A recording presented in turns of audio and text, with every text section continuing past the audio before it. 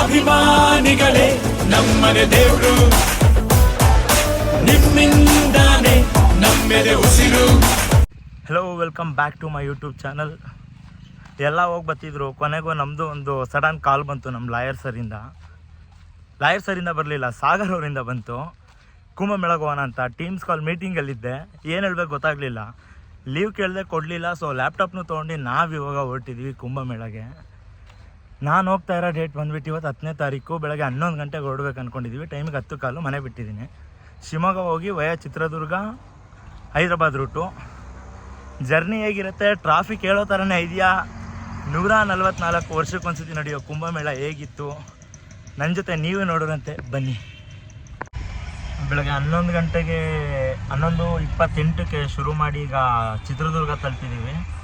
ಚಿತ್ರದುರ್ಗದಲ್ಲಿ ಫ್ರೆಂಡ್ ಬೇಕ್ರಿ ಇತ್ತು, ಬೇಕ್ರಿಗೆ ಹೋಗಿ ಒಂದು ಪಫ್ನ ತಿನ್ಕೊಂಡು ಇನ್ನೊಬ್ರು ಕಾಯ್ತಾ ಇದ್ದೀವಿ. ಸೊ ಇನ್ನೊಬ್ರು ಬರ್ತಿದ್ದಂಗೆ ಹೊರಡೋದು ಇಲ್ಲಿಂದ. ಹೆವಿ ಬಿಸಿಲಿದೆ ಆಲ್ರೆಡಿ. ಬಿಸಿಲು ಜೊತೆಗೆ ನಮ್ಮ ಹೀರೋ ಇಲ್ಲೇ ಇದ್ದಾರೆ, ಶೆಟ್ಟಿ ಅವರು. ಇನ್ನೂನು ಬೇಕಾಗಿದೆ ಒಲವು, ಇನ್ನೂನು ಬೇಕಾಗಿದೆ,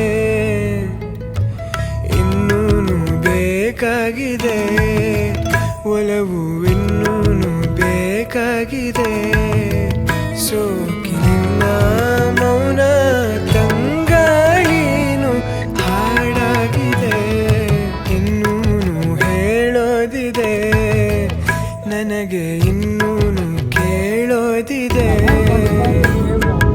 ಇನ್ನೂನು ಹೇಳೋದಿದೆ ನನಗೆ, ಇನ್ನೂನು.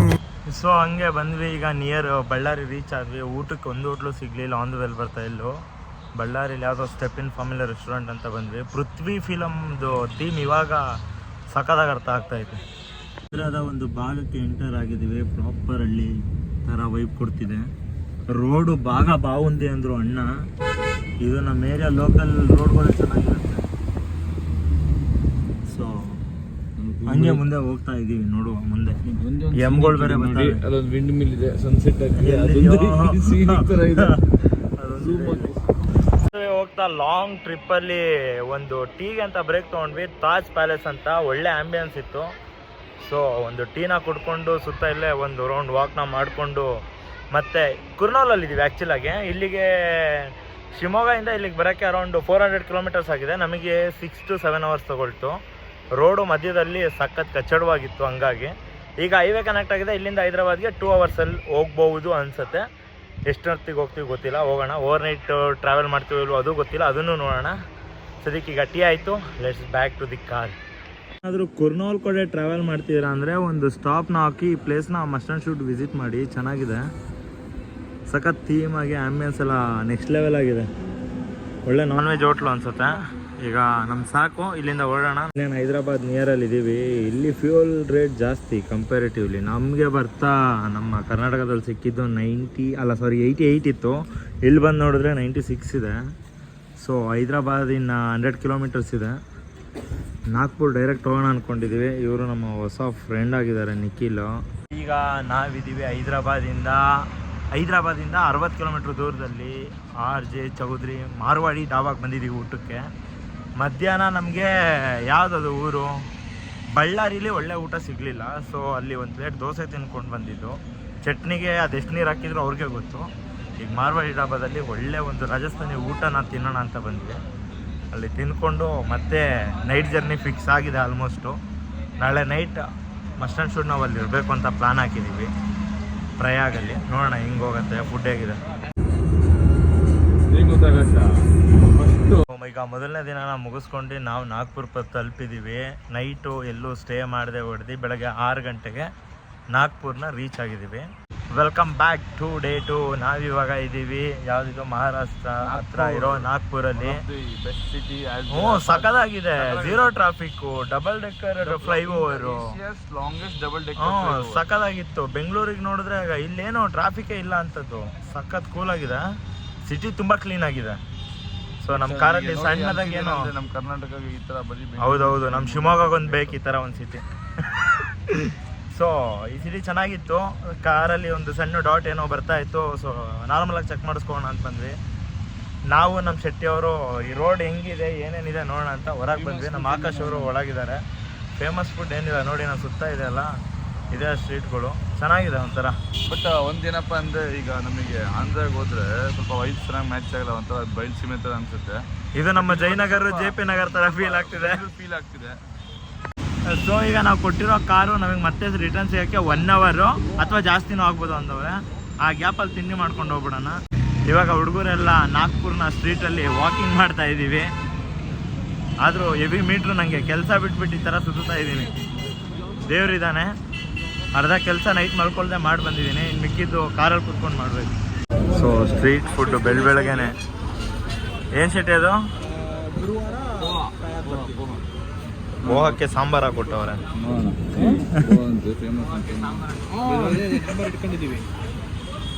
ನಿಧಾನ ಕಣೋ. ಸೊ ಶೆಟ್ಟಿ ಅವರು ಯಾವುದೋ ಪೋಹ ಅಂತ ಹುಡುಕೋ ಕರ್ಕೊಬಂದರು. ಚೆನ್ನಾಗಿದೆ ತಿನ್ನೋಕ್ಕೆ ಒಂಥರ.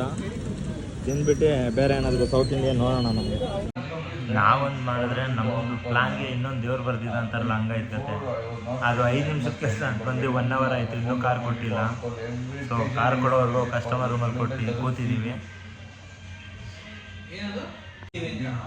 ಕಾಫಿ ಅಂತ ಸಕ್ಕರೆ ಪಾಕ ಕೊಟ್ಟೋ ಈ ಜಾಗದಲ್ಲಿ ಹೆಂಗೆ ಜೀವನ ಮಾಡೋಕ್ಕಾಗತ್ತಿದೆ. ಸೊ ಫೈನಲಿ ಕಿಯಾ ರೆಡಿ ಆಯಿತು. ನಾವೀಗ ಹೋಗ್ತಾ ಇದ್ದೀವಿ ಕುಂಭಮೇಳಕ್ಕಂತೂ ದೇವರಾಣೆಗಳು ಅಲ್ಲ, ವಾರಣಾಸಿಗೆ. ಅಲ್ಲಿ ಹೋದ್ಮೇಲೆ ಯಾಕೆಂದರೆ ಅಲ್ಲೆಲ್ಲ ರೆಡ್ ಕುಂಕುಮ ಆಗಿದೆ ಅಕಾರ್ಡಿಂಗ್ ಟು ನಮ್ಮ ಡ್ರೈವರ್ ಆಕಾಶ್ ಪಾಟೀಲ್ ಅವ್ರ ಪ್ರಕಾರ. ಸೊ ಇವಾಗ ನಾವು ರೀಚ್ ಆಗಿದ್ದೀವಿ ಕುರೈ ನ್ಯಾಷನಲ್ ಪಾರ್ಕ್ ಹತ್ರ. ಇದು ಬಂದ್ಬಿಟ್ಟು ಯಾಕಡೆ ನೋಡಿದ್ರು ಸುತ್ತ ಫಾರೆಸ್ಟೇ. ಇದೇನು ಹಾಕಿದ್ದಾರೆ, ಇದು ಪ್ರಾಣಿಗಳು ಹೊರಗೆ ಹಾರಬಾರ್ದು ಅಂತ ಹಾಕಿರೋ ಸೇಫ್ಟಿ. ಸುಮಾರು ಒಂದು 10-15 ಕಿಲೋಮೀಟ್ರ್ ಬಂದ್ವಿ, ಸುತ್ತ ಇದೇ ಥರನೇ ಇದೆ. ಆರೆಂಜ್ ಇದೆ. ಈಗ MP ರೀಚ್ ಆಗಿದ್ವಿ. ಯಾವುದೋ 4ರಿಂದ 5 ವೈಲ್ಡ್ ಲೈಫ್ ಇದೆ ಸುತ್ತಮುತ್ತ. ಸಖತ್ತಾಗಿದೆ ಜಾಗ ಮಾತ್ರ. ಸೊ ಇಲ್ಲೊಂದು ಡ್ರೋನ್ ಶಾಟ್ ತೊಗೊಳ್ಳೋಣ ಅಂದ್ಕೊಂಡಿದ್ದೀವಿ. ಆ್ಯಸ್ ಪರ್ ದ ಪ್ಲಾನ್ ನಾವಿವತ್ತು ಕುಂಭಮೇಳ ಹೋಗ್ತಾ ಇಲ್ಲ. ಯಾಕೆ ಅಂದರೆ ಈ ಟೋಲ್ಗಳಿಲ್ಲ ಅಂದರೂ ಬೇಜಾನ್ ಟೋಲ್ ಸಿಕ್ತು. ಆ ಟೋಲ್ ಅಷ್ಟೊಂದು ಏನಕ್ಕೆ ಮಾಡೋರು, ಒಂದೇ ಹತ್ರ ಮಾಡಿಬಿಟ್ಟು ಎಲ್ಲ ದುಡ್ಡು ಕಟ್ಟಿಸ್ಕೊಂಡಿದ್ರೆ ಆಗೋಗಿರೋದು. ಬೇಜಾನ್ ಟೋಲ್ ಸಿಕ್ತು, ಎಲ್ಲ ಕಡೆನೂ ದುಡ್ಡು ಕಟ್ಟಿದ್ದು ಆಯಿತು. ಸೊ ಈಗ ಒಂದು ಡ್ರೋನ್ ಶಾಟ್ನ ತೊಗೊಂಡು ಕುಂಭಮೇಳನ ಸ್ಕಿಪ್ ಮಾಡಿ ಫ್ರೈಡೇ ಬರೋ ಅಂತ ಪ್ಲಾನ್ ಮಾಡಿದ್ವಿ. ಈಗ ಸೊ ನಮ್ಮ ಬಾಯಿಗ ಒಂದು ಡ್ರೋನ್ನ ಹಾರಿಸ್ತಾ ಇದ್ದಾರೆ. ಏನು ಡಿಜಿಟಲ್ ಎರ ಮಾರಿಯಾ ಬೆಂಕಿಗಳು ಇದು. ಸೊ ಹೇಳ್ದಂಗೆ ಡ್ರೋನ್ ಎಲ್ಲ ಹಾರಿಸಿದಾಯ್ತು, ಶಾರ್ಟ್ಸ್ ತೊಗೊಂಡಿದ್ದಾಯ್ತು. ಈಗ ಊಟಕ್ಕೆ ಬಂದಿದ್ದೀವಿ. ಇದು ಪಂಜಾಬಿ ಡಾಬಾನೆ, ಯಾಕೆಂದರೆ ಇಲ್ಲಿ ಸೌತ್ ಇಂಡಿಯನ್ ಮೇಲೆ ಸಿಗಲ್ಲ. ಇಲ್ಲಿ ಒಳ್ಳೆ ಊಟನ ಮಾಡಿಕೊಂಡು ಆದರೆ ಇಲ್ಲಿ ಒಂದು ಒಂದು ಆಶ್ಚರ್ಯಕರವಾದ ಸಂಗತಿ, ಯಾರು ಬೇಜಾರಾಗಬೇಡಿ, ಇದು ಸೇಮ್ ನಮ್ಮ ಸವಳಂಗ ಥರ ಇದೆ. ಸೆನ್ಸರ್ ಕಟ್ ಆಗಿರೋದ್ರಿಂದ ನಮ್ದು ಏನು ಹೈಟ್ ಮಾಡ್ಕೊಳ್ಳಲ್ಲ ಅದು ಚಾನೆಲ್. ಪ್ರಯಾಗಿಂದ ತುಂಬ ದೂರದಲ್ಲಿಲ್ಲ, ಬರೀ 300 ಕಿಲೋಮೀಟ್ರ್ ದೂರದಲ್ಲಿದ್ದೀವಿ. ಇಲ್ಲಿವರೆಗೂ ಯಾವುದೇ ರೀತಿ ಟ್ರಾಫಿಕ್ ಇಲ್ಲ, ಬಟ್ ವೆಹಿಕಲ್ ಬರ್ತಿರೋದು ತುಂಬ ಜಾಸ್ತಿ ಇದೆ. ಈಗ ಕಾಫಿ ಕುಡ್ದಾಯಿತು, ಒಂದು ಕೇಸ್ ವಾಟ್ರ್ ತೊಗೊಂಡಿದ್ದೀವಿ ಅಲ್ಲಿ ಕುಡಿಯೋಕ್ಕೆ. ನಾವು ಡೈರೆಕ್ಟ್ ಕಾಶಿ ಹೋಗ್ತಿರೋದ್ರಿಂದ ಎಲ್ಲೂ ಸ್ಟಾಪ್ ಇಲ್ಲ. ನೆಕ್ಸ್ಟ್ ಕಾಶಿಗೆ ಹೋಗಿ ರೆಸ್ಟ್ ಮಾಡೋದು ಅಂತ ಇದೆ. ನೋಡೋಣ. ಈ ಟೀ ಕುಡಿಯೋಕ್ಕೆ ಬಂದಿದ್ದು ಅಂಗಡಿಯವ್ರು ತೋರಿಸಿದ್ರು ಲಾಸ್ಟ್ ವೀಕ್ ಇದೆ ಟ್ರಾಫಿಕ್ನ. ಮೆಂಟ್ಲಾದೆ ನೋಡಿ.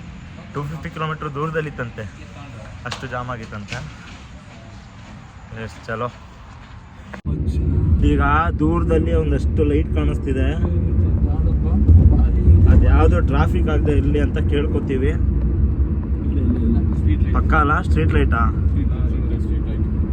ಮ್ಯಾಪಲ್ಲೂ ಕೂಡ ನಮಗೆ ಗ್ರೀನ್ ಐತಿ. ಮ್ಯಾಪಲ್ಲಿ ಎಲ್ಲ ಕಡೆ ಗ್ರೀನೇ, ನಮಗೆ ಎಲ್ಲೂ ಇಲ್ಲ ರೆಡ್ಡು. ಇವಾಗಲೂ ಸಿಕ್ಕಾಕೊಂಡಿದ್ರೆ